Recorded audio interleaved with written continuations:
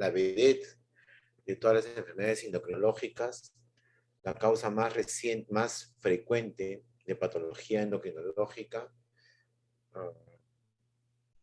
muy asociada a otros trastornos endocrinológicos, a una amplia mortalidad universal, es decir, en todo el planeta. La causa número 1 de fallecimientos en los Estados Unidos, me parece que también en México, ¿no? Y muy directamente relacionada a obesidad, hipertensión y problemas coronarios. Vamos a hablar un poquito de esto. Toda la clase es dedicada a diabetes, ya está colgado todo esto más otras, las complicaciones de la diabetes, cetoacidosis diabética, hipoglicemia y estado hipermolar también. Muy bien, vamos. Doctor, disculpe antes que empiece, por favor. Lo que quería comentarle es que en el horario a los chicos les figura hoy día martes a la 1:55 para empezar, pero es que solo, o en todo caso, para que no lo interrumpa, me puede poner como moderadora y yo lo acepto. Ya estás como anfitrión. Ya, gracias. Ya está como anfitrión. Listo. Muy bien, vamos a comenzar la clase el día de hoy. Ahora sí, a partir de ahora tú eres anfitrión y tú vas recibiendo a los compañeros, ¿de acuerdo?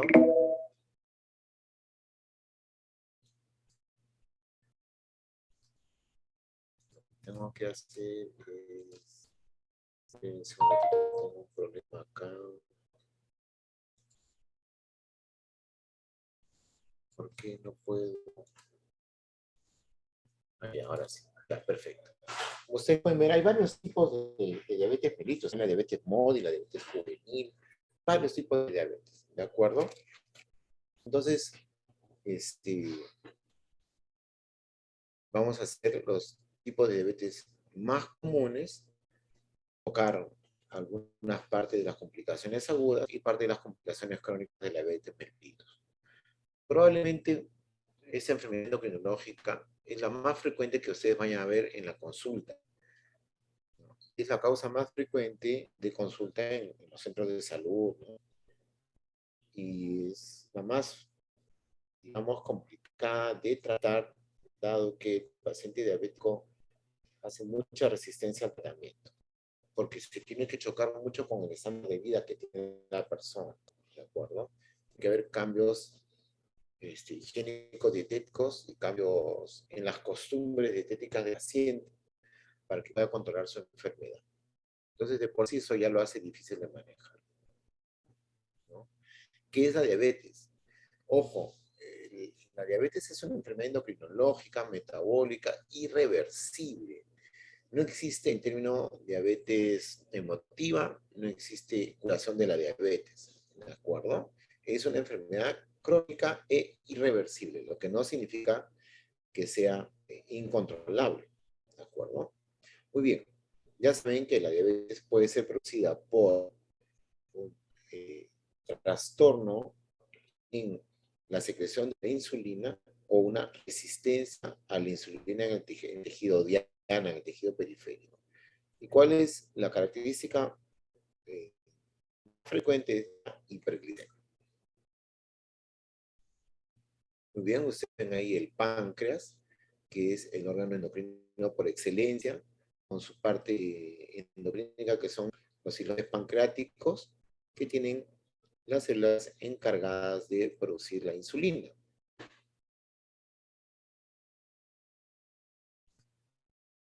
Muy bien. Ustedes saben bien que el páncreas tiene dos funciones. Una función endocrina, ¿no?, que tiene como función producir insulina, glucagón, somatostatina y polipéptido pancreático, y la función exocrina. ¿De acuerdo? Espérense un ratito, vamos a ahora sí. Y la función exocrina, que tiene como función la digestión, ¿no? Amilasas, proteasas y lipasas. Muy bien. La diabetes, como yo les decía, es la enfermedad endocrinológica metabólica más frecuente en el mundo. Vean ustedes, el año 2014 era el responsable del 8.5% de la prevalencia, es decir, la cantidad de casos de diabetes sobre la población mundial. Más o menos el 10% de la población mundial, aproximadamente entre 750 y 800 millones de habitantes, sufren de diabetes mellitus. A medida que los hábitos dietéticos y los ingresos han ido mejorando, entonces más personas cambian sus hábitos dietéticos y van a entrar en ese grupo de los diabéticos. Como yo les decía, en los países del hemisferio norte y ahora en los hemisferios sur, recuerden que los del hemisferio norte son los países ricos o países desarrollados, hay una alta mortalidad. ¿No? En el hemisferio sur, donde los ingresos están mejorando y los hábitos dietéticos están cambiando, está ocupando los primeros puestos de mortalidad. Recuerden que la diabetes se ha convertido en una pandemia, ¿de acuerdo? Es una pandemia. Así como hay pandemia de obesidad, hay pandemia de diabetes. Miren las estadísticas, ¿no? Entre 40 y 59 años, aproximadamente el 60% de la población de diabéticos está entre los 40 y 59 años. O sea que es una enfermedad de personas jóvenes. Como ya les decía, hay la diabetes tipo 1 o no insulino dependiente, ¿de acuerdo? Que es usualmente autoinmune. La tipo 2, que es la diabetes mellitus no insulino dependiente, en el cual puede haber un trastorno de la calidad de la insulina o un trastorno de los receptores. Y la diabetes gestacional. Como digo, vamos a tratar las diabetes más frecuentes. Esto, como le digo, es el pie para que ustedes sigan estudiando más en su libro texto. Aquí hay varios subtipos de diabetes tipo 1. Acuérdense, diabetes tipo 1 es falta de insulina. Y usualmente es autoinmune, es decir, debe haber algún factor no conocido del todo que produzca destrucción de los islotes pancreáticos y por tanto de la secreción de insulina. ¿No? Entonces, usualmente se asocia a trastornos inmunológicos. Entonces, como siempre les he mostrado el gráfico, recuerden al inicio, tiene que haber factores genéticos, factores ambientales, una respuesta autoinmunitaria, una convergencia de los tres para que haya destrucción de los islotes y por lo tanto falta de secreción de la insulina. Los factores genéticos, el antígeno de histocompatibilidad, ¿de acuerdo? DR3 y 4, y los genes IFI, que tienen que ver, uno, con la autoinmunidad contra las células beta, y dos, la respuesta inmune ante las infecciones virales. Es decir, se cree que algunas infecciones virales pueden desencadenar una reacción autoinmune. Ahora, ¿pueden haber factores ambientales? Sí, ustedes los ven acá, ¿no? La presencia de Coxsackie virus y el rinovirus, que podrían ser desencadenantes. Y la respuesta autoinmunitaria, que se encarga de la destrucción de las células beta con factores genéticos y produce el déficit de insulina.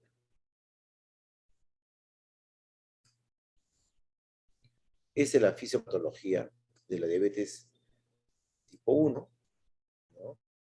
El factor genético coadyuva a una mutación del complejo de histocompatibilidad, los cuales son DR3 y DR4. Esto produce una respuesta autoinmune, ¿no? Mediada por algún estímulo viral, probablemente. Esa respuesta autoinmune produce, va sobre las células del islote, sobre la insulina, sobre la enzima de carboxilasa del ácido glutámico, sobre la proteína 2-fosfatasa tirosina, se infiltran las células dendríticas y macrófagos, ¿no? Luego llegan los linfocitos CD8, se generan antiantígenos, ¿de acuerdo? Y de los linfocitos CD8 hay una respuesta autoinmune, ¿de acuerdo? Y hay una destrucción de los componentes de las células beta. Una vez destruidas las células beta, no hay producción de insulina. Entonces, para tener en cuenta, recuerden que hay las 4 P en la diabetes: polidipsia, poliuria, polifagia y pérdida de peso. Como ustedes pueden ver acá, el uno condiciona al otro. La poliuria por un aumento de la osmolaridad, la polidipsia por la deshidratación, la polifagia porque no llega suficiente cantidad de glucosa a la célula diana, y la pérdida de peso por el consumo de la glucosa en forma inadecuada. Aquí está la explicación de la poliuria, ¿no? El aumento de la glicemia conduce a que la glucosa llegue más rápidamente al umbral renal, que es de 180 miligramos por decilitro. Una vez llegado a los 180 miligramos por decilitro, se produce la diuresis osmótica, ¿no? Y hay glucosuria. Esta glucosuria conduce a una poliuria, es decir, a una diuresis mayor de 2.5 litros en 24 horas. Esto produce una mayor concentración de glicemia y entonces se produce la poliuria. Y esto es la justificación de la polidipsia. Hay aumento de la glicemia, hay diuresis osmótica, ya saben ustedes la explicación de la diuresis osmótica, hay deshidratación celular y hay polidipsia. ¿De acuerdo? Esta deshidratación celular produce estimulación del centro de la sed. Esta diuresis osmótica produce atracción del líquido intracelular hacia el extracelular. Es decir, la deshidratación produce la polidipsia. Aquí es la polifagia. Disminuye la insulina, disminuye la glucosa en los tejidos adiposos y hay una estimulación del centro de la sed, hay polifagia. Aquí está la justificación, la explicación fisiopatológica para la pérdida de peso. La disminución de la insulina circulante produce una disminución de la captación de los sustratos, una disminución de la síntesis de las proteínas, y esto produce la lipogénesis. ¿De acuerdo? Entonces, como no hay glucosa que pueda entrar a la célula, tiene que buscarse otro camino para la producción de energía, es decir, el consumo de grasas y de proteínas, ¿no? Entonces, hay disminución de la síntesis de proteínas y hay disminución de la lipogénesis, de la producción de tejido graso. Al mismo tiempo, la disminución de la insulina produce un aumento de la lipólisis y de la proteólisis, es decir, se tiene que consumir energía de algún sitio que no sea la glucosa. Esto disminuye los lípidos y proteínas tisulares y eso produce pérdida de peso, es decir, pérdida de masa muscular y grasa. Ahora vamos a hablar de los niveles de la glicemia. Normalmente tenemos dos formas de medir la glicemia. En ayunas es normal entre 70 y 100 miligramos por ciento. Ahora, esto depende inclusive del laboratorio, porque algunos dicen entre 70 y 110. Y en el postprandial de una hora, es decir, una hora después de haber ingerido nuestros alimentos, tiene que ser menos de 140. En el prediabético, en la glicemia del ayuno, vamos a tener niveles entre 101 y 125, en el postprandial entre 141 y 199. Y en el diabético, en ayunas, la glicemia va a ser mayor o igual a 126 y el postprandial mayor o igual a 200. Ahora, van a ver ustedes a tener muchos pacientes prediabéticos que les van a preguntar por qué no hacen sintomatología de diabetes si tienen su glicemia alta. Por eso que les expliqué, ¿no? A ver, vamos a... Ese de acá, ¿no? Al umbral renal de la pérdida de glicemia, que es de 180. Es decir, de 180 para arriba, usualmente en promedio de 250, estamos pensando que el paciente todavía no hace descompensación de la diabetes. Entonces el paciente comienza a hacer sintomatología cuando la glicemia está por arriba de 180. Y va a ser en forma definitiva signos y síntomas de diabetes cuando tenga glicemia en 250.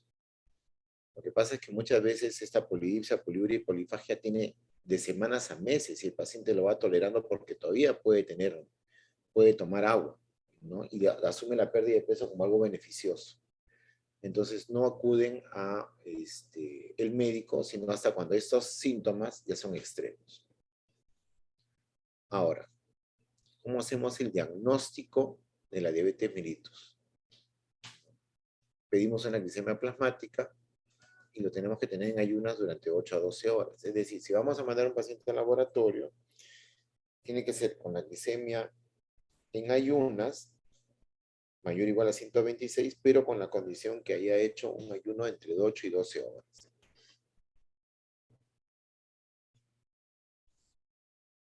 Hay la otra prueba que se llama la prueba de tolerancia a la glucosa o el test de tolerancia a la glucosa, que consiste en administrar una carga de 75 gramos de azúcar a una limonada, que va entre 375 centímetros cúbicos y 1 litro, que tiene que ingerirse rápidamente, en máximo 10 minutos. Entonces se tiene que obtener una glicemia basal, es decir, antes de comenzar la prueba, a los 60 y a los 190 y 120 minutos, ¿no? Entonces, normalmente se hace el diagnóstico de hiperglicemia o de estadios prediabéticos cuando esto se presenta más o menos entre los 60 y 90 minutos, ¿no? A los 120 minutos ya va cayendo la glicemia.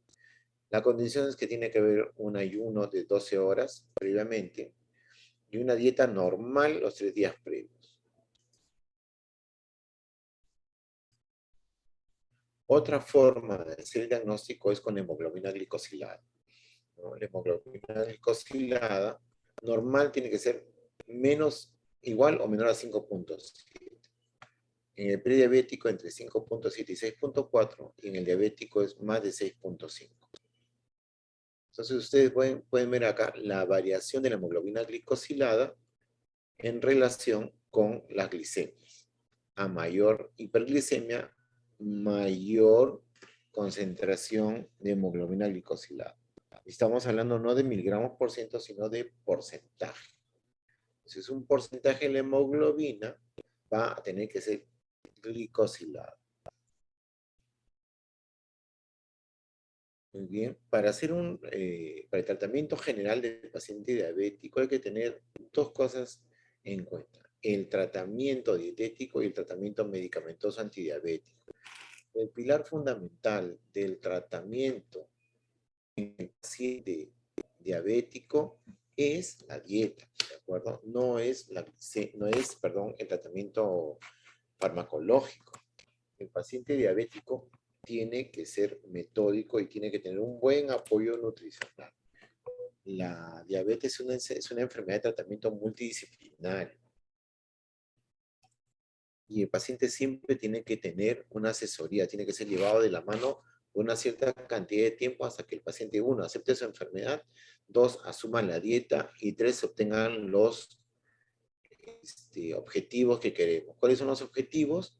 Que la glicemia esté normal entre 70 y 100, que la hemoglobina glicosilada sea menor, idealmente menor de 5.7, o que el test de tolerancia a la hora tenga una glicemia menor de 140. Esos son los objetivos. Muy bien. Parte de la terapia también es la insulina. Eso lo vamos a hablar. El uso de la insulina, eso lo hablaremos después. Aquí tenemos los diferentes tipos de insulina. La insulina, los tipos de insulina, los vamos, como le dije, a tratar en la insulinoterapia la próxima semana.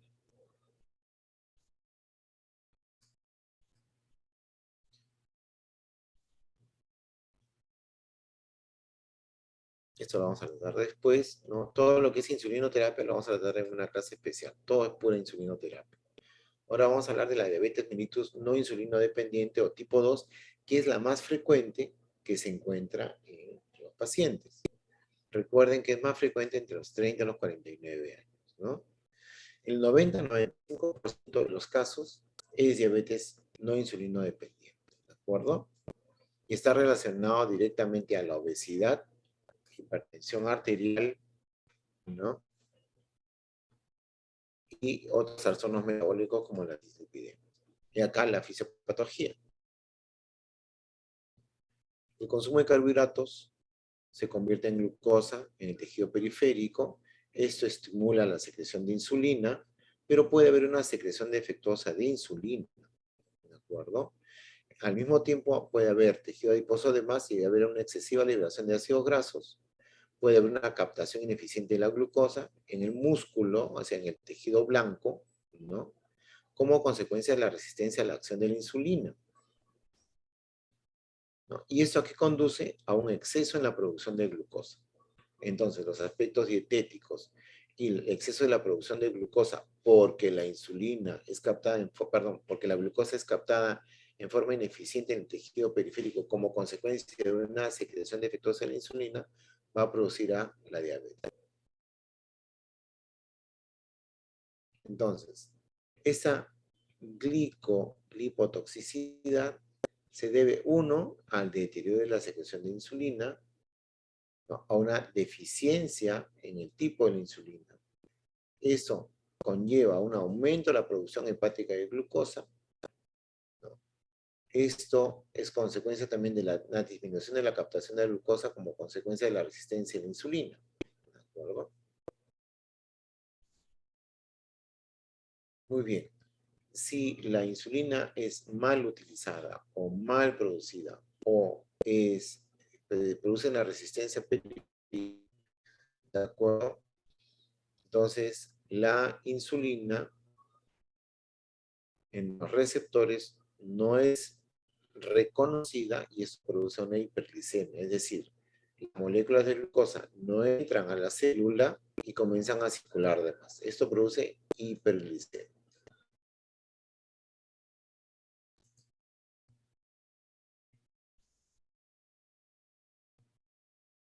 Muy bien. Como ya les decía, ¿cómo hacemos el diagnóstico de diabetes? Con una glucosa al azar, en cualquier momento del día, es mayor de 200 miligramos por decilitro.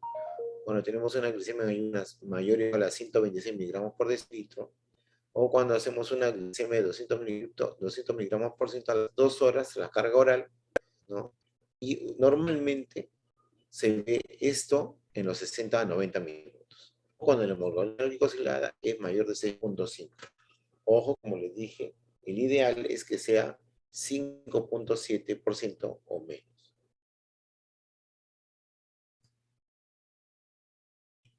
Hay un síndrome llamado metabólico que está asociado a, valga la redundancia, los cambios metabólicos, ¿de acuerdo? Entonces, está caracterizado por intolerancia a la glucosa, hipertensión, obesidad central, dislipidemia con aumento de los triglicéridos o aumento de LDL con disminución del HDL y un estado protrombótico y proinflamatorio. Como todos ustedes ya han hecho su seminario de obesidad, se deben haber concluido en sus exposiciones que la obesidad es un estado protrombótico y proinflamatorio. Entonces, ¿cuál es el tratamiento a grosso modo del paciente diabético y del paciente con trastorno metabólico? Un régimen nutricional, ¿no? Una buena educación, ejercicio, drogas hipoglicemiantes y o insulina. Entonces, como ustedes se dan cuenta, tiene que ser un tratamiento multidisciplinario. Acá tenemos las sulfonilurias, que son el tratamiento inicial en el paciente diabético. Ustedes ven que la clorpropamida está tachada porque el diabinese ya no se usa, ¿de acuerdo? Entonces tenemos los hipoglicemiantes o las sulfonilurias de primera generación, como la glibenclamida, la glipizida o la glicacida, ¿de acuerdo? Y acá ustedes ven las cantidades aproximadas que se tienen que indicar, ¿no? La glibenclamida, 5 miligramos, la dosis diaria va de 2.5 a 5 miligramos por día y la vida media de 10 horas. La glipizida es de 5 miligramos y se da de 20 a 40 miligramos por día. La vida media es de 2 a 4 horas. La glicacida entre 30 a 80 miligramos y se dan 320 miligramos por día de 6 a 8 horas. Y glimepirida, tabletas de 2 a 4 miligramos con dosis habitual de 6 miligramos y con un tiempo de vida media de 6 horas. Tenemos también las biguanidas, en este caso la metformina, que era se usaba anteriormente hace muchos años y nuevamente ha comenzado a ser usado, ¿no? En tabletas de 500, de 850 miligramos, inclusive de 1 gramo, ¿no? La dosis habitual es de 850 miligramos 1 o 2 veces al día en el momento que hay una mayor ingesta de hidratos de carbono. Estamos hablando del almuerzo. Bien, ustedes su tiempo de vida medio es de 12 horas. Y hay los inhibidores de la alfa-glucosidasa, que es acarbosa y miglitol, que se usa poco acá, pero también es usado, ¿no? Con tabletas de presentación entre 50 y 100 miligramos cada uno, con una vida media de 3 horas y con una dosis diaria de 100 miligramos 3 veces al día.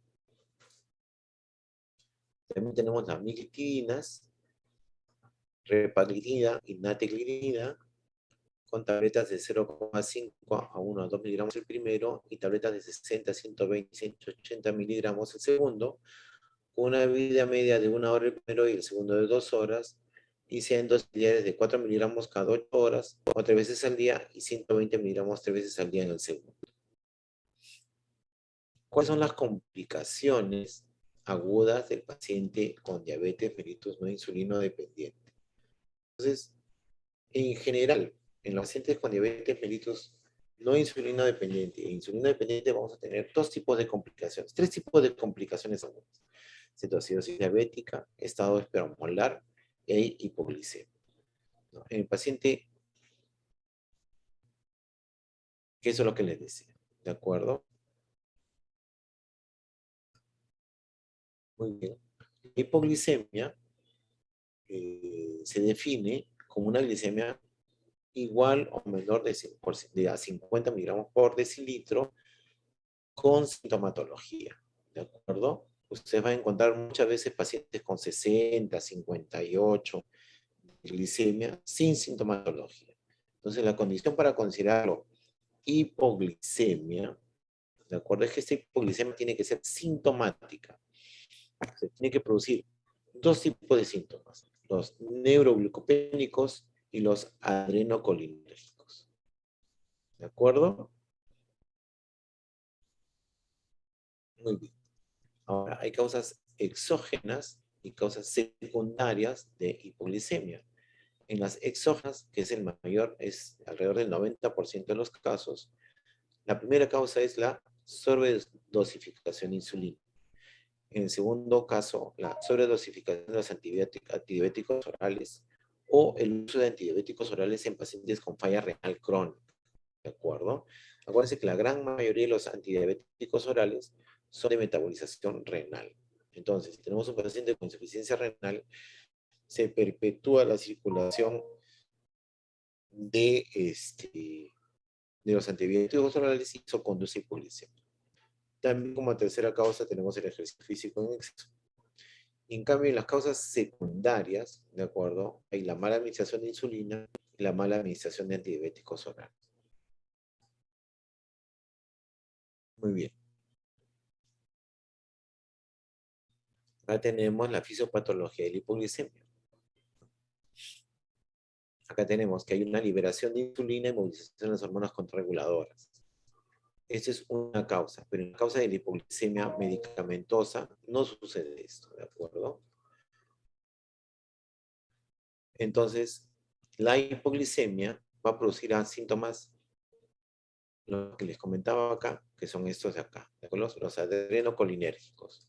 Estos síntomas adrenocolinérgicos suceden por esto de acá, ¿de acuerdo? La secreción de adrenalina y glucagón, que es una respuesta al descenso de la glicemia, ¿no?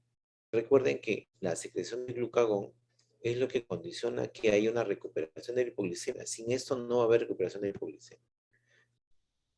Y la adrenalina es necesaria para la conregulación mientras haya glucagón. Entonces, no puede haber secreción de adrenalina sin secreción de glucagón, ¿no? En forma secundaria, en forma más posterior y lenta, va a haber una secreción de cortisol y somatotropina. Entonces, la respuesta hormonal a la hipoglicemia va a producir dos cosas: valores circulantes de glucosa, de la glucogenólisis, es decir, el depósito de glucosa en el hígado, ¿de acuerdo? Va a ser usado de emergencia y hay una disminución de la utilización periférica de la glucosa. Esta es la explicación. ¿De acuerdo? Entonces, Como respuesta hay una disminución de la secreción de insulina, un aumento de la secreción de glucagón, adrenalina, cortisol y el hormona del crecimiento. Glucagón y adrenalina más rápidamente y más lentamente con cortisol y hormona del crecimiento. Entonces tenemos dos fases en la hipoglicemia. La fase adrenérgica, en la cual hay secreción de adrenalina, que va a producir ¿qué cosa? Palidez, diaforesis, palpitación, o sea, taquicardia, temblor, frialdad y náuseas. Y en la segunda fase, en la neuroglicopénica, va a haber síntomas neurológicos, cefalea, confusión, irritabilidad, alteración del comportamiento, diplopia, disminución de la fuerza en las extremidades, nerviosismo e inclusive alteración de los niveles de conciencia, que va desde sopor hasta convulsiones, inclusive el coma.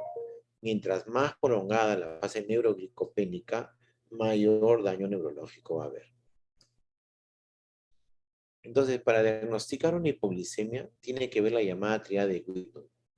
Glicemia por debajo de 50 miligramos, sintomatología compatible y desaparición de los síntomas tras la administración de glucosa. Mientras, no se le puede decir hipoglicemia.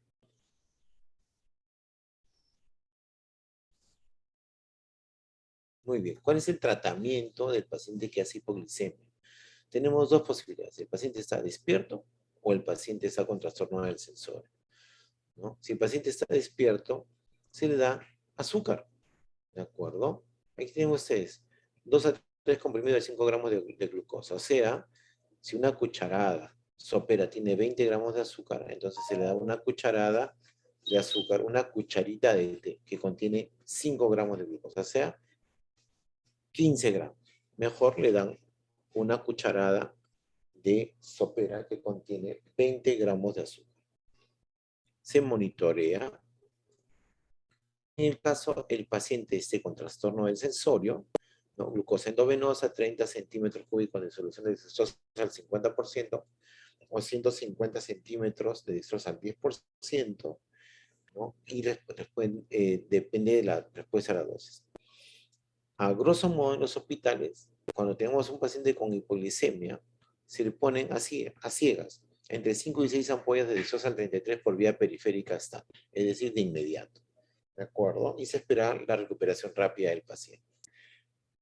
Secundariamente se puede aportar glucagón 1 miligramo endovenoso, intramuscular o subcutáneo, pero el efecto comienza a los 10 y 20 minutos y la respuesta máxima se obtiene a los 30 a 60 minutos.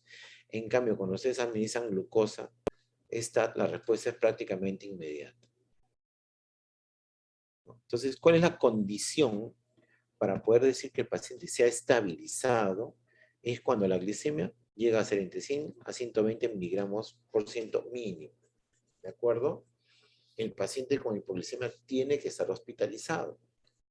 Y estas cantidades mínimas tienen que mantenerlas por lo menos durante 24 horas para decir que el paciente ha resuelto su hipoglicemia. Ahora, vamos a hablar sobre las complicaciones hiperglicémicas, es decir, las hiperglicemias descompensadas. Entonces tenemos la cetoacidosis diabética y el estadio hiperosmolar. Aquí está la fisiopatología de ambos.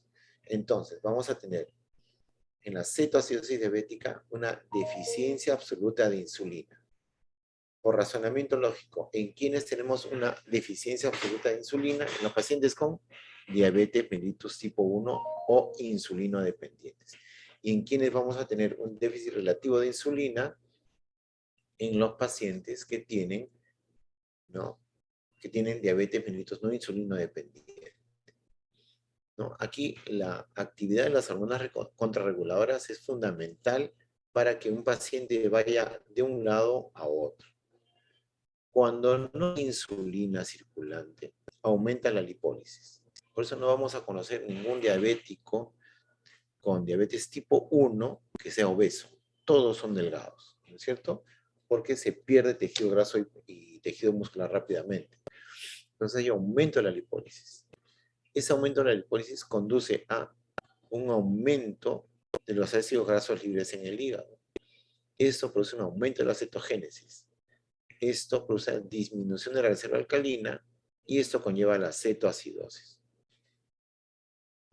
Si hay un problema también de hipertrigliceridemia, se produce la hiperlipidemia, pero esa respuesta es mucho más lenta. Acá, las hormonas contrarreguladoras, ¿cuáles son? Glucagón, corticoides y adrenalina. Estas hormonas van a tener la obligación de mejorar la utilización de la glucosa. Como hay una falla en la utilización de glucosa, ¿de acuerdo? Se produce hiperglicemia. Estas hormonas contrarreguladoras en una concentración aumentada van a producir dos cosas adicionales. La disminución de la síntesis de proteína y proteólisis. Es decir, esto da un mayor sustrato gluconeogénico. Y esto produce una gluconeogénesis. ¿Dónde se produce la gluconeogénesis? En el hígado. Esta gluconeogénesis va a producir hiperglicemia. La hiperglicemia con un umbral renal de 180 va a producir glucosuria, es decir, va a haber diuresis osmótica, va a haber pérdida de agua y deshidratación y un deterioro de la función renal. Y acá estamos entre el límite entre cetoacidosis diabética y estado hiperosmolar. ¿De acuerdo? Muy bien. Cuando tenemos un déficit relativo de insulina, ¿no?, hay una cetogénesis ausente o mínima. No va a haber cetoacidosis. Y eso conduce a esto nuevamente de acá. ¿De acuerdo? Entonces, la deshidratación produce, en este periodo puede producir un trastorno del sensorio. Y hay una disminución del eje C líquido y es hiperosmolaridad. Ahora, hay momentos en los cuales la cetoacidosis y el estado hiperosmolar pueden encontrarse. Sí, sí pueden encontrarse. Muy bien.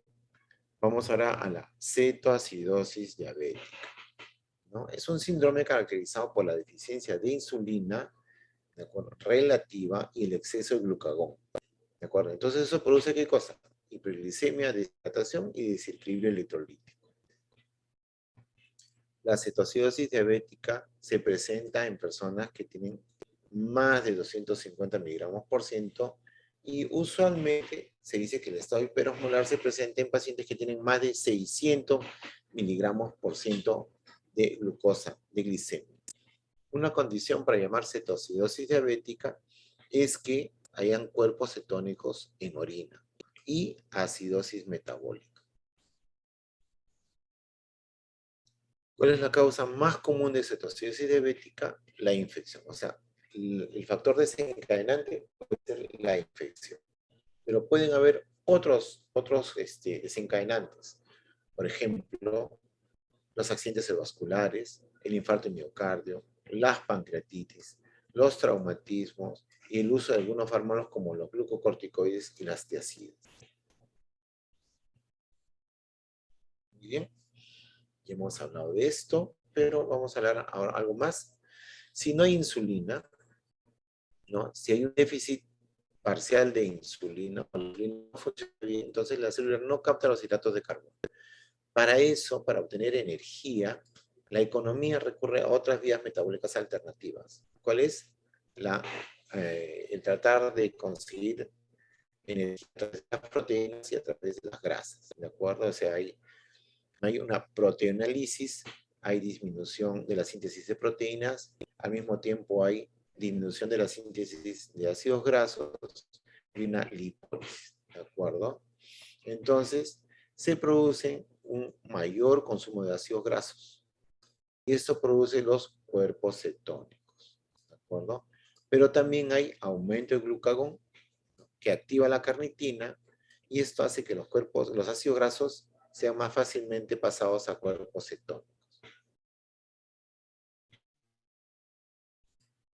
¿Cómo hacemos el diagnóstico de la cetoacidosis diabética? Ya sabemos cuáles son los síntomas, ¿no? Paciente con hiperglicemia por arriba de 250 va a tener polidipsia, poliuria, polifagia y pérdida de peso, ¿no?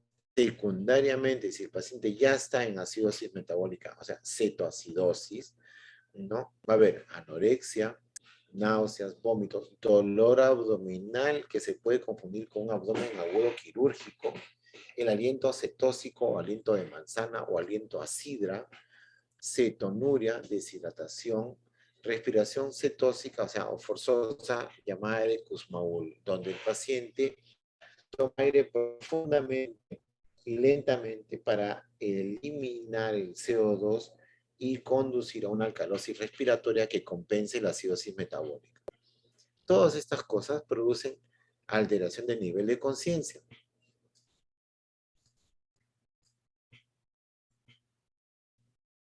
Muy bien, entonces vamos a encontrar hiperglicemia, glucosodiacetonuria, acidosis metabólica con anion gap elevado, deshidratación y aumento de la osmolaridad y secundariamente hiperamilasemia. Entonces, ¿qué otros exámenes debemos pedir? Como yo siempre les enseño, ¿de acuerdo? Tienen que ir del bosque hacia el árbol. Entonces, primero van a pedir su hemograma,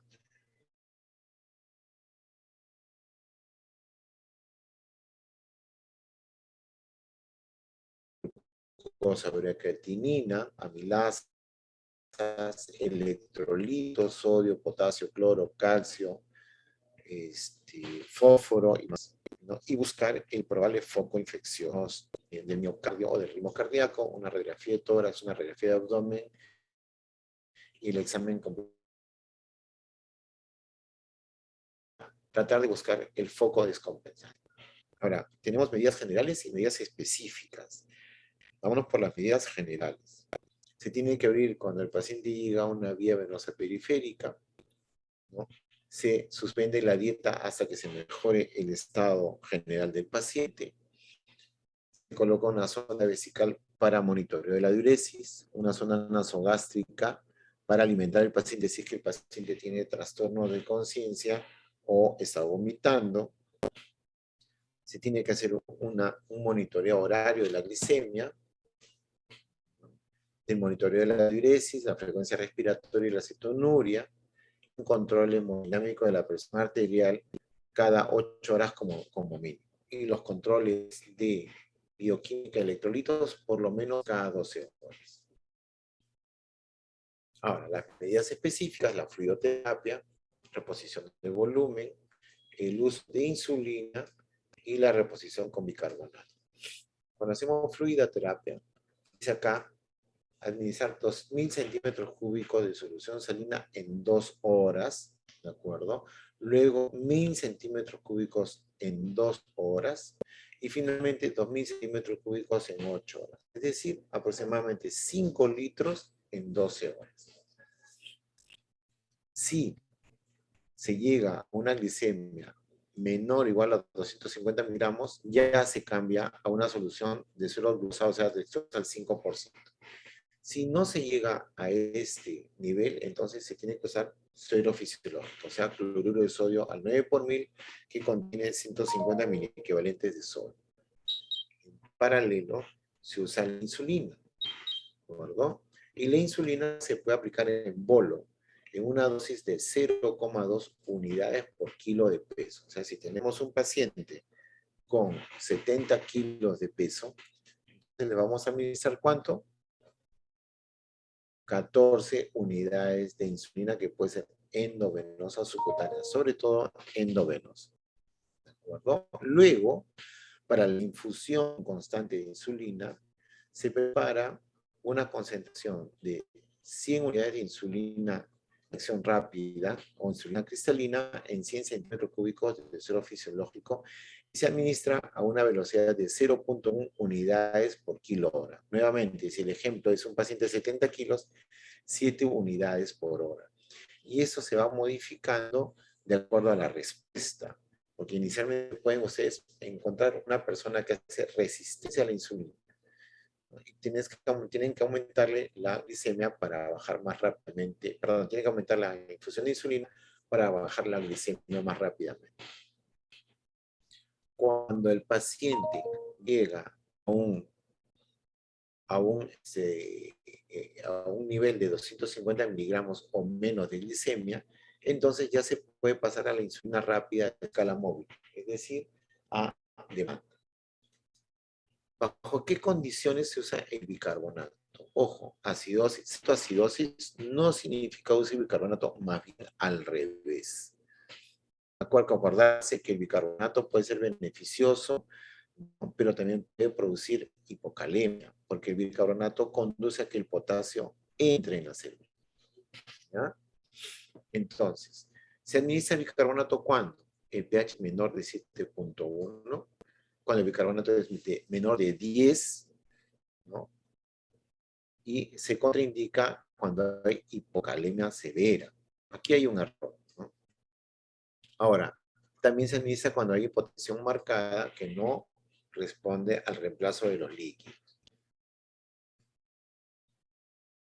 Cuando se administra el bicarbonato, cuando uno está completamente seguro que el potasio es completamente normal, es decir, cuando es mayor o igual a 3.5 miliequivalentes por litro. Si esa condición no se ha alcanzado, entonces no se puede administrar bicarbonato. Lo que tiene que hacerse es administrar una reposición de potasio. Vámonos al estado hiperosmolar. Entonces, esto es hiperglicemia grave, con deshidratación, osmolaridad plasmática aumentada y alteración de la conciencia, sin cetosis y sin acidosis. Una cosa es el coma hiperosmolar y otra cosa es el estado hiperosmolar. El estado hiperosmolar es cuando no existe alteración del nivel de conciencia. Entonces, cuando hablamos de un estado hiperosmolar, ¿en qué condiciones? Cuando un paciente, cuando hay un debut del paciente con diabetes tipo 2, cuando hay abandono del tratamiento antidiabético, cuando hay agresiones externas, o sea, algún otro factor descompensante, ¿no? Diálisis, traumatismo, quemaduras, infecciones, cuando hay ingesta de fármacos como las tiazidas, o sea, los diuréticos, cuando hay eventos cerebrovasculares. ¿Cuál es la fisiopatología? ¿No? La deshidratación producida por la diuresis osmótica, ¿de acuerdo? Lugar a hipoaldosteronismo secundario con elevación del sodio, es decir, hay hipernatremia, ¿no? Realmente hay hiperglicemia por un déficit activo de insulina, ¿no? Y eso produce una disminución de la utilización de la glucosa periférica y un incremento de ¿qué? La glucogenólisis y la gluconeogénesis.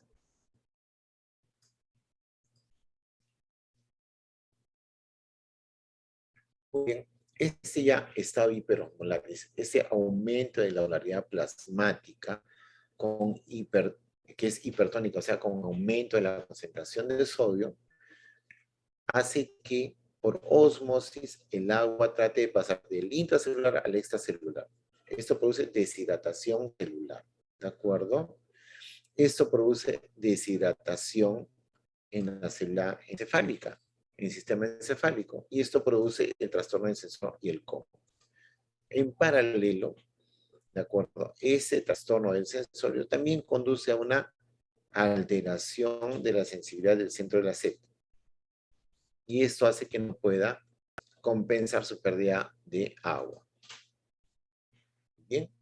¿En quiénes encontramos más cetoacidosis diabética? En los pacientes ancianos entre 60, perdón, más estados hiperosmolares o como hiperosmolares en los ancianos entre 60 y 70 años. Obviamente con la característica de polidipsia, poliuria, polifugia, polidipsia, poliuria, polifagia, pérdida de peso y náuseas y vómitos. Entre 30 y 50% de los pacientes van a presentar alteraciones neurológicas, sobre todo el coma. El coma, la hiperosmolaridad y la hipernatremia conducen a convulsiones, ¿de acuerdo? La deshidratación, obviamente al pliegue cutáneo positivo, a la taquipnea y la respiración de Cheyne-Stokes, que es un signo mal pronóstico. ¿Cuáles son los exámenes que debemos pedir en caso de sospecha de un estado hiperosmolar, un coma hiperosmolar?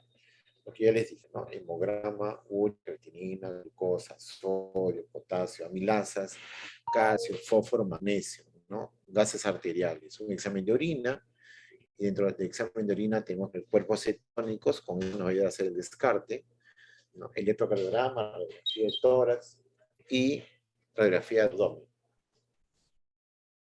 Muy bien. Igual que en la cetoacidosis diabética, hay que tomar medidas generales, medidas específicas, ¿no? Una medida general es abrir una vía periférica, no administración de dieta hasta que mejore el estado general del paciente, la colocación de una sonda, sea vesical y nasogástrico, un monitoreo de glicemia, de glucosa en orina a través de la cinta, cetonuria, diuresis y frecuencia respiratoria y monitoreo, ¿no? Y lo mismo, ¿no? Cuando la glucosa sea menor de 250 miligramos por ciento, entonces se pueden ya comenzar a retirar los monitoreos. 14 horas. Y se usa un monitoreo de cada 6 horas. Control de presión arterial y temperatura cada 8. Controles de analítica, sobre todo bioquímica y electrolitos cada 12 horas. Y esas arteriales también. Y el uso de heparina bajo peso molecular. ¿Por qué? Porque puede haber un riesgo de trombosis venosa profunda por aumento de la osmolaridad. Digamos a grosso modo que la sangre se hace más espesa y eso es un fenómeno trombogénico. Hay medidas específicas de acuerdo a la fluidoterapia y la insulina. Muy bien.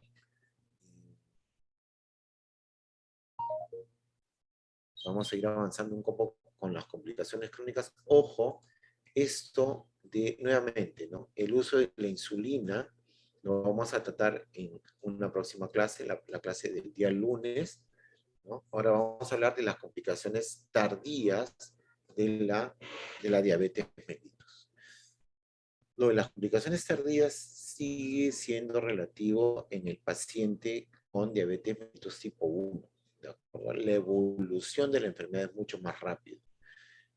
Pero acuérdense que el 90-95% de los casos son diabetes mellitus tipo 2, que es lo que más frecuente vamos a ver, ¿no?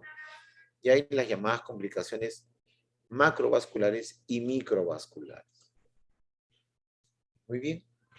Las complicaciones macrovasculares se explican a través de esta fisiopatología, ¿no? Las macrovasculares, ¿no? Produce a depósito de la aterosclerosis, ¿no? Hay una oxidación del líquido del LDL subendotelial, hay daño mitocondrial, hay un proceso inflamatorio y un aumento de la apoptosis, ¿no? La diabetes mellitus tiene como predilección del depósito de la aterosclerosis las arterias tibiales y peroneas, se conduce a claudicación intermitente, hay dolor, hay trastornos tróficos y ulcerales como consecuencia de la hipoxia crónica por una circulación inadecuada, puede haber gangrena o necrosis, ¿de acuerdo? Y esto produce una falta de riego y acumulación de tejido y la infección, ¿de acuerdo? Muy bien, ustedes miren los trastornos tróficos en los miembros inferiores. Este es un pie diabético, ha habido pérdida de un dedo y miren la necrosis que hay en este dedo segundo y la necrosis que hay en este quinto dedo. Vean un tejido edematoso, eritematoso, ¿de acuerdo? Entonces, ¿por qué vamos a tener enfermedad vascular periférica? Por aterosclerosis. Esa aterosclerosis va a producir estenosis y o embolismo o formación de los trombos. Entonces, ¿qué vamos a encontrar? Una posibilidad, claudicación. Es dolor al movimiento, o sea, dolor al caminar. También puede haber adormecimiento, debilidad y calambres musculares debido al flujo sanguíneo disminuido. Va a haber una predisposición a hacer el llamado pie diabético, úlceras o heridas, que pueden tener dos tipos de origen. El origen vascular trombótico o el origen de la neuropatía diabética, en el cual el paciente no tiene dolor, no hay sensibilidad y se puede hacer lesiones. Esas lesiones pueden cicatrizar con dificultad o producir las úlceras, que hacen una cicatrización inexistente. Puede haber disminución, al haber una disminución de la irrigación va a haber cianosis, palidez frialdad, ¿no? Y va a haber una caída del vello, una alteración del crecimiento del vello en la zona de la extremidad. Pueden caerse las uñas, ¿no? Puede haber eritema, como el eritema reflejo, compensador, puede haber dolor por isquemia. Ahora, aquí tenemos las lesiones de la clasificación del Erich-Fontaine para el pie diabético, ¿de acuerdo? Para la aterosclerosis. El estadio 1 es asintomático, el estadio 2, que se divide en A y B, que es la audicación intermitente, 2A leve, 2B moderada grave. Cuando el paciente 2A es cuando el paciente es capaz de caminar hasta 150 metros sin sintomatología, y 2B cuando el paciente solamente llega a caminar hasta 150 metros y luego hace sintomatología. En los estadios 3A y B, en el A, ¿no?, la presión sistólica es mayor de 50 milímetros de mercurio, y en el B, en el tobillo, es menor de 50 milímetros de mercurio, y esto produce dolor isquémico en el reposo. En el estadio 4 ya estamos hablando ya de lesión dérmica, ¿no es cierto? Úlceras en el A, y en el B, necrosis. ¿Cómo hacemos el diagnóstico de las complicaciones las complicaciones macrovasculares? La pletismografía, la prueba de esfuerzo, una ecografía Doppler y el gol estándar, que es la angiografía vascular. Tratamiento específico para eso no hay, porque normalmente el tratamiento es solucionar la estenosis, o sea, se hace un bypass, pero los hechos vasculares en los pacientes diabéticos son tan malos que muchas veces no se puede hacer estos bypass vasculares. ¿Cuál es el tratamiento? El uso de ácido acetilsalicílico como antiagregante, el uso del clopidogrel con el mismo fin, heparina y ciprofloxacino, que antes se usaban en el caso del pie diabético y ahora se usa meropenem vancomicina. Vamos a tener las complicaciones microvasculares, ¿de acuerdo? Y las complicaciones microvasculares las vamos a tener ¿dónde? En los ojos, el cerebro, el riñón. Es decir, los órganos ya más específicos, ¿de acuerdo? Vamos a tener la llamada retinopatía diabética, que puede ser proliferativa y no proliferativa.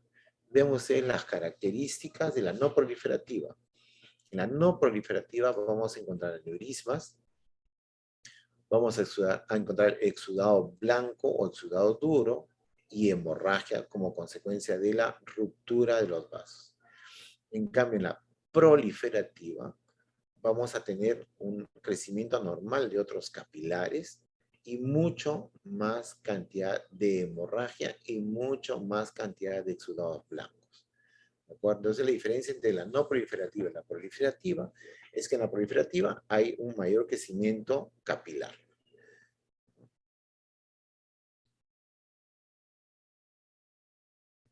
Miren la diferencia entre la retina normal. Miren la mácula, no hay hemorragia, no hay crecimientos vasculares, no hay exudados. Y miren la retinopatía diabética, ¿no? Hay hemorragias, puntos hemorrágicos, ¿no? Y estas hemorragias, esos exudados, cuando se aplican sobre la mácula, van a producir ceguera. Por lo también van a ver ustedes aneurismas, ¿no? También va a haber compromiso sobre el cristalino y sobre el humor vítreo. Sobre el cristalino hay cataratas, ¿de acuerdo? Y en el humor vítreo hay glaucoma, cuando la presión es de 16 milímetros de mercurio. Entonces hay aumento de la presión intraocular, hay falta de drenaje del humor acuoso, y el glaucoma puede ser de ángulo cerrado y de ángulo abierto. El glaucoma de ángulo cerrado es de peor diagnóstico en comparación con el de ángulo abierto. ¿Cómo hago el diagnóstico de la retinopatía diabética? Retinografía, angiografía con fluorescencia y fondo de ojo. Bueno, realmente en el fondo de ojo se puede hacer el diagnóstico bien certero, ¿no? ¿Cuál es el tratamiento de la retinopatía? La fotocoagulación y el láser. Ahora vamos a la nefropatía diabética, ¿no? Que es parte de los trastornos microvasculares, ¿no? Entonces tenemos el periodo incipiente, el periodo clínico, el avanzado y el periodo de insuficiencia renal crónica. En el periodo incipiente vamos a tener la microalbuminuria entre 30 y 300 miligramos por 24 horas, o sea, hay un periodo de hiperfiltración.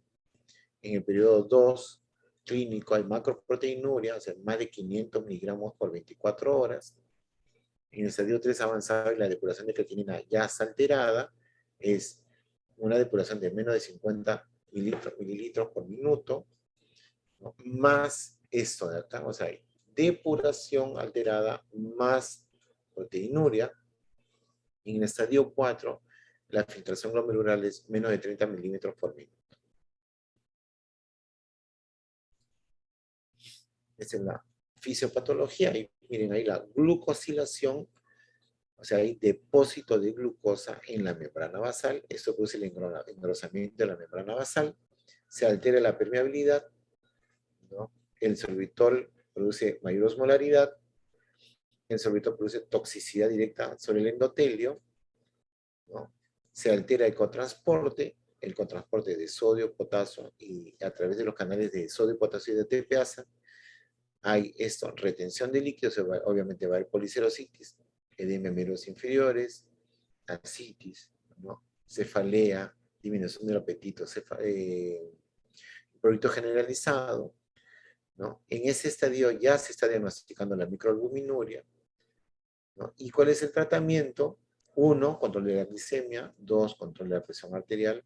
El uso de inhibidores de la enzima convertasa o ARA2, que hace prevención del daño de la membrana basal y por lo tanto de la microalbuminuria, ¿no? Tiene que haber una menor ingesta proteica para no perder proteínas y no se desate el síndrome nefrótico. Hay que tratar las infecciones, evitar los nefrotóxicos, y en el estadio avanzado de la enfermedad renal diabética, hemodiálisis.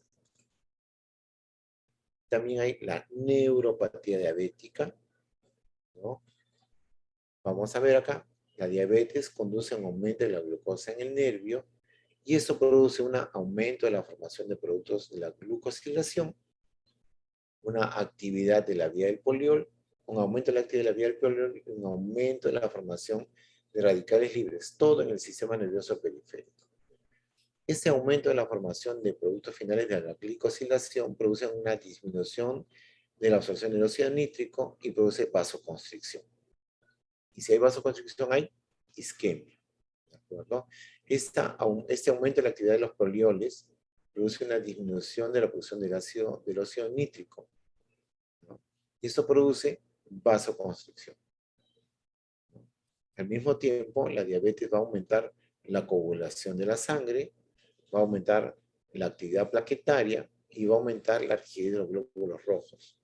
Esto produce oclusión de los capilares, produce hipoxia en el nervio y va a producir dos cosas: daños estructurales con neuropatía irreversible y una alteración de la velocidad de la conducción nerviosa hacia abajo, o sea, disminuye la actividad, la velocidad de la conducción. ¿De acuerdo? La diabetes también va a producir un engrosamiento de la membrana basal, edema endotelial y oclusión de los capilares endoneuronales. Vamos a tener la polineuropatía diabética sensitiva, la mononeuropatía y la miotrófica, ¿no? La sensitiva sucede en las extremidades inferiores, ¿no? En las fibras nerviosas pequeñas. La mononeuropatía es reversible. Puede traducirse en parálisis de los nervios craneales 2, 6 y 7, y la miotrófica puede ser motor, ¿de acuerdo? Motora. Puede producir trastornos en el psoas y el cuádriceps y el dolor intenso. ¿Cuáles son las manifestaciones clínicas de la neuropatía diabética? ¿No? Síntomas: puede ser asintomático, puede haber alteración de la pérdida de sensibilidad, puede ser dolor, puede ser no dolorosa, puede producir adormecimiento, frialdad, hormigueo, dolor atenuado o urente o lancinante parecido a un calambre y disestesis. Y en los signos, una ausencia de los signos anormales, ¿de acuerdo? Disminución de la sensibilidad vibratoria, ausencia de reflejo aquiliano, disminución de la sensibilidad térmica dolorosa inicialmente, posteriormente atrofia y debilidad muscular. En las complicaciones lo que les comentaba en el pie diabético, las ulceraciones neuropáticas, la artropatía de Charcot, es decir, deformación de la articulación del tobillo como consecuencia de una alteración de la sensibilidad térmica, ¿no? Y la debilidad muscular y el trastorno de la sensibilidad vibratoria conduce a la artropatía de Charcot, edema neuropático, disfunción autonómica a menudo presente, ¿de acuerdo? Muy bien, en la neuropatía diabética vamos a tener los siguientes síntomas, ¿no? Adormecimiento y alteración en el dolor y la temperatura, hormigueo y disestesias, dolores o calambres, hipersensibilidad al tacto, pérdida de equilibrio y coordinación. Y en la neuropatía proximal, dolor, debilidad y alteración para la capacidad de ponerse de pie por sí solo luego de estar sentado. En el sistema autónomo vamos a tener en el sistema cardiovascular denervación que produce hipotensión postural, en el gastrointestinal alteración de los plexos de Auerbach, y si hay alteración de los plexos de Auerbach vamos a tener atonía y disminución de la secreción ácida.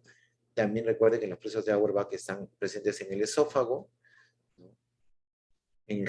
Acuérdense que los trastornos motores del esófago también son debidos a polineuropatía diabética, ¿no? En el génito binario va a haber denervación del esfínter posterior, va a haber la llamada vejiga neurogénica o vejiga ociosa, donde puede haber globo vesical y aumento de la frecuencia de la micción. Y en el sudomotor, diaforesis profunda en la cara umbilical o diaforesis en parches. También vamos a tener alteraciones cutáneas como manifestaciones tardías de diabetes, ¿no? Infecciones, santomatosis, ¿no? Alteraciones de la mecánica del hombro, o sea, miren ese pie diabético con necrosis, ¿no? Va a haber bulosis diabético, escleroderma, ¿no? Úlceras diabéticas, ¿de acuerdo? Trastornos motores ocasionados por trastornos neurológicos, etc. Entonces, en el caso de las neuropatías diabéticas, ese es el armamento farmacológico que tenemos, ¿no? En primera línea, la amdiptilina, la imipramina, duloxetina, que es un antidepresivo, los anticonvulsivantes como gabapentina, pregabalina, ácido valproico, carbamazepina. En segunda línea, los analgésicos, el tramador, recuerden que la neuropatía va cursa con dolor, oxicodona y morfina. Y en tercera línea, los anestésicos. Aquí tenemos el pie diabético, ya estamos terminando, ¿ya? El pie diabético es la producción de una úlcera como consecuencia de dos cosas básicamente, ¿no? Las alteraciones neurológicas y las alteraciones vasculares, ¿de acuerdo? Se pierde la sensibilidad, se forman úlceras y al haber una circulación inadecuada, esas úlceras se van profundizando. ¿Cuáles son los grados del pie diabético? Ya, esta es la última lámina, ¿no? Que va del 0 al 5. En grado 0 no hay lesión, ¿de acuerdo? Pero hay trastornos neurológicos y deformidades, ¿no? Hay una queratinopatía, o sea, hay engrosamiento de la queratina, o sea, el callo, ¿no? Hay dedos en garra y deformidades óseas. En el estadio 1 hay úlceras superficiales, con una destrucción del espesor de la piel. En el grado 2 hay úlceras profundas, es decir, hay trastornos del tejido celular subcutáneo y ligamentario, pero sin llegar al hueso. En el estadio 3 hay úlceras profundas, más colecciones purulentas, o sea, más abscesos, ¿no? Ya la ulceración es extensa, hay profunda, hay contenido purulento y por lo tanto secreción y mal olor. En el estadio 4 hay gangrena limitada con necrosis segmentaria. En el estadio 5 la gangrena es extensa, o sea, todo el pie se ve afectado, ¿no? Antes se usaba clindazepam como tratamiento y ahora solamente se usa vancomicina con meropenem. Es el tratamiento estandarizado. Muy bien. No sé si habrá alguna pregunta para dar por finalizada la clase de hoy. El día lunes vamos a hacer hipoglucemia, uso de insulinas y lo que corresponde a la tercera semana. ¿Tienen alguna pregunta, por favor? Sí, doctor, quería preguntarle el coma, la cirrosis diabética, clínicamente, ¿cómo se diferencia del coma hiperosmolar? Clínicamente no hay forma, porque todos comienzan debutando con polipsia, poliuria, poliarquia, pérdida de peso. Ese va a ser el motivo. La diferencia clínica, así gruesa, es que el paciente con cetoacidosis diabética puede venir sobre todo con dolor abdominal y sin trastorno del sensorio, y el paciente con estado hiperosmolar puede venir con trastorno del sensorio. Esa es la diferencia a grosso modo. Pero ¿cómo te das cuenta cuando tomas la glicemia? ¿De acuerdo? Cuando tomas la glicemia, si el paciente está con 500 o 600, ese probablemente es un estado hiperosmolar. Si es que no viene con trastorno del sensorio. Si viene con 400, 450, probablemente es una cetoacidosis diabética.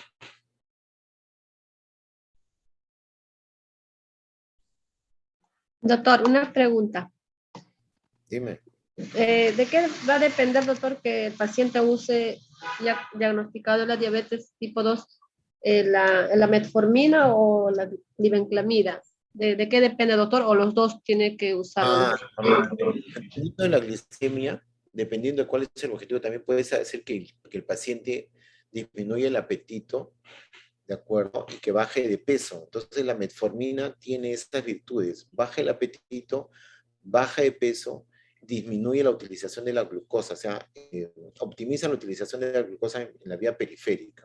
Entonces, usualmente se comienza con metformina. La glibenclamida se usa menos, ¿no? Ahora se usa glipizide y la carbosa. Entonces, existe más armamento terapéutico y la glibenclamida está pasando ya de uso. Ok, doctor, gracias. No hay por qué. ¿Alguna pregunta?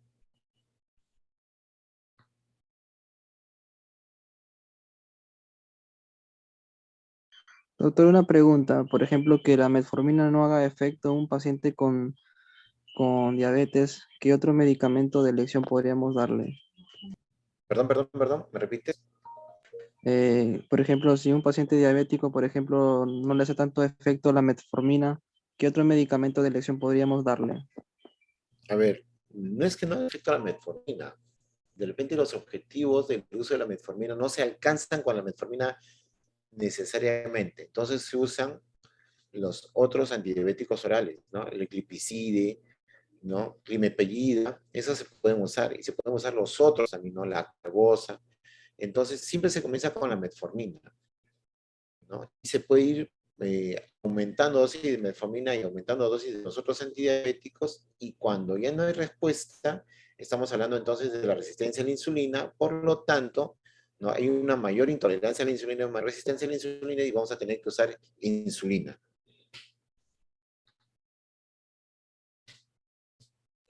Gracias, doctor.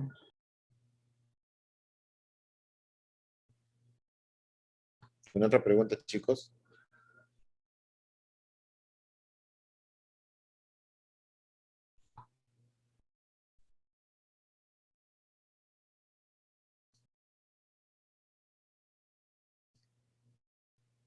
Muy bien, chicos. Dado que no hay otras preguntas adicionales,